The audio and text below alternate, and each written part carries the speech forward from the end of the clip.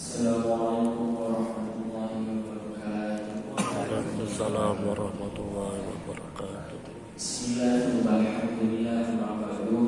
Hadirin jamaah salat subuh yang dirahmati Allah. Sebagai renungan, Profesor Dr.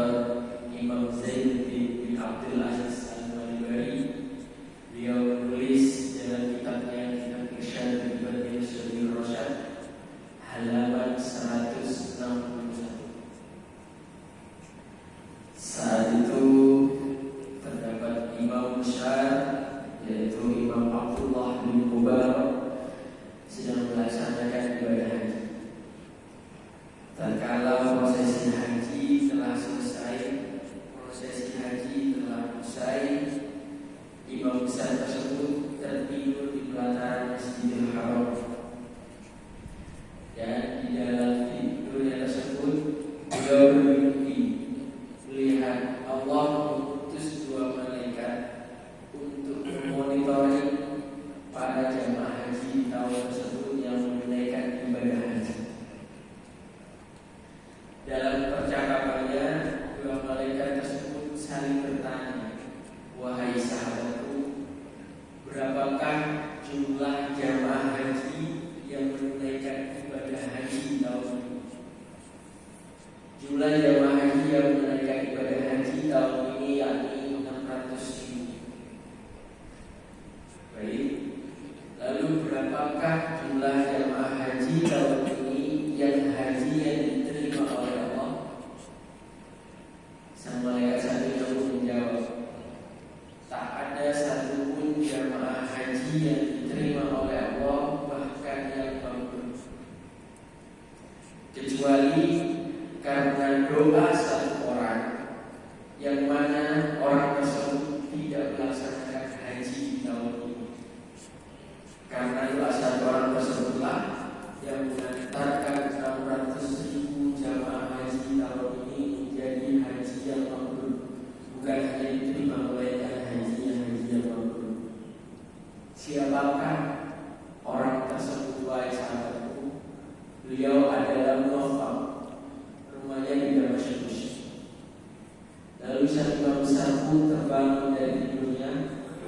Saat Imam Abdullah bin Mubarak bangun dari tidurnya, beliau tidak langsung pulang ke Syria, ke negara asal beliau, melainkan beliau masuk ke Damaskus, mencari manakah orang yang bernama muwafaq tersebut, yang munajatnya, yang doanya mampu mengantarkan 600.000 jamaah haji, tapi tahun ini beliau tidak menunaikan ibadah haji. Singkat cerita, sesampainya sang imam besar di Damaskus, lalu beliau mencari di mana keberadaan muwafaq tersebut. Akhirnya beliau bertemu dengan muwafaq tersebut, lalu bertanya, "Wahai sahabatku muwafaq, doa apa yang kau panjatkan, munajat apa yang kau panjatkan sehingga mampu mengantarkan 600.000 jamaah haji tahun ini menjadi haji yang mabrur?" "Tidak, wahai imam besar, tidak. Saya tidak bermunajat apapun kepada Allah." Yas'alama wa sang imam besar pun lalu bertanya kembali, "Wahai sahabatku, tidak. Engkaulah yang mengantarkan 600.000 jamaah haji tahun ini haji yang diterima bahkan mabrur. Karena munajatmu lah, wahai muwafaq, karena doamu lah yang mampu mengantarkan 600.000 jamaah haji tahun ini menjadi haji yang mabrur." Baik, wahai imam besar, sebetulnya pekerjaan saya adalah tukang sol sepatu, yang mana separuh dari hasil saya bekerja sol sepatu ini saya sisihkan untuk berangkat ibadah haji bersama istri saya, dan separuhnya lagi untuk biaya kehidupan saya sehari-hari. Alhamdulillah, pada tahun ini terkumpul sejumlah 300 dirham, yang mana hendak menunaikan ibadah haji.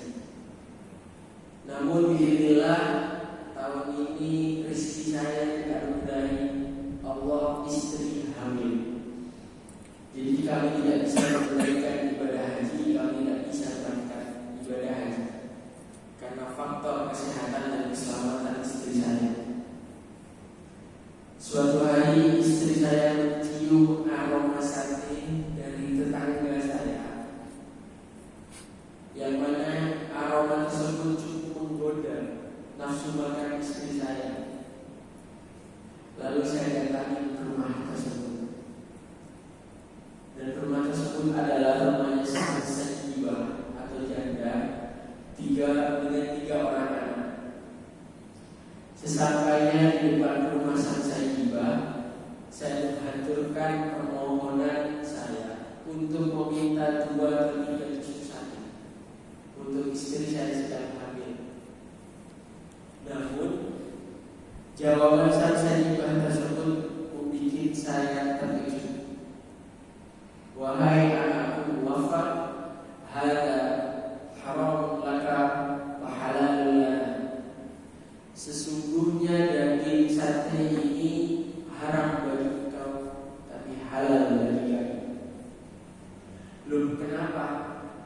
Apa yang membuat daging sate ini haram bagi kami tapi halal bagi engkau?